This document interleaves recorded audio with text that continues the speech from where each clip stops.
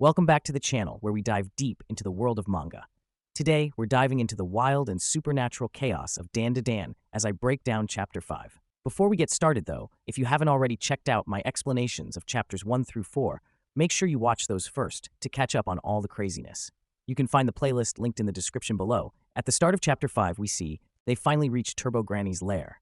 Okarun, you go in first. But isn't it supposed to be ladies first? They started arguing about who should go in first since they were both equally scared to face Turbo Granny. In the end, they decided to go in together side by side. So, what do we do when we see Turbo Granny? Should we punch her? Momo asked. No, idiot, Okarun replied, frustrated. We need to lure her away from her bound spirit. Only then will she be weak enough for us to defeat. But we already beat those big, scary aliens. How hard can it be to handle one yokai? Momo said confidently. Before she could say more, Turbo Granny appeared in front of them. Her head was so massive it blocked the entire tunnel. She's huge, Okarun shouted in fear. What do we do, Miss Ayase? Like you said, we have to get her out of the city, Momo, so we run. As they turned to run, they realized there was no way out. Both sides of the tunnel were blocked by Turbo Granny. Momo quickly used her powers, pulled out a few baseball bats from her bag, and hurled them at Turbo Granny.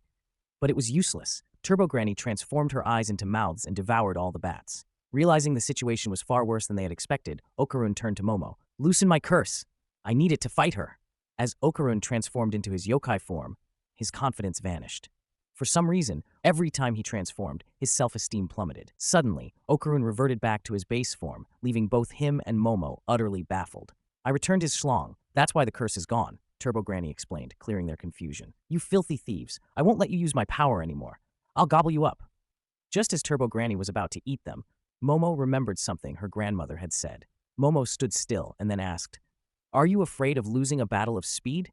I thought your name was Turbo Granny, so why are you using brute force to defeat us? Let's see who's faster. It seemed Momo's words struck a nerve, as Turbo Granny's ego was hurt, and she returned to her base form. Turbo Granny smirked. I never lose in speed, so I accept your challenge. I can eat you anytime I want anyway. Now tell me the rules and where the finish line is. There's no finish line. We're playing tag, Momo explained. If you can catch us, you win, but you have to count to 10 minutes first. That's the only rule. If you don't follow it, it'll ruin the legend of Turbo Granny. Turbo Granny hesitated for a moment, then nodded. Fine, I accept. The moment Turbo Granny agreed, Momo and Okarun took off running. That was quick thinking, Okarun said, impressed. Momo couldn't help but think she should have bargained for more time. With just 10 minutes, they might not be able to cover enough distance to escape. As they ran, they noticed something odd. Turbo Granny was counting in a strange, rapid manner. Before they could react, hundreds of hands burst from the ground, forming a cage around Momo and trapping her inside. Your 10 minutes are up, Turbo Granny announced with a wicked grin. Now I'll count 10 minutes for you. She began counting again in her bizarre, rapid way. Okarun yelled at Turbo Granny, accusing her of cheating, but she just laughed. I wasn't forbidden from how I could count to 10, she said smugly. As Turbo Granny finished her bizarre countdown, Okarun began to panic. Without a solid plan to save Momo, he realized he was out of options. Desperate, he scrambled for something, anything, that might work to distract or weaken her. Let me suckle your teats, Okarun screamed as he lunged at Turbo Granny. He latched onto her breast with his teeth and held on tightly. Turbo Granny let out a piercing scream. Stop it! I didn't ask you to do this, she shouted, writhing in pain and confusion. Okarun, still gripping onto Turbo Granny, shouted, This is what you wanted. You wanted me to suckle your teats, and you wanted to gobble my schlong. I won't let you go unless you release Miss Ayase. Turbo Granny struggled to shake him off, but then she paused, realizing something. She couldn't use her powers against him. The reason, she figured out, was the clothes he was wearing.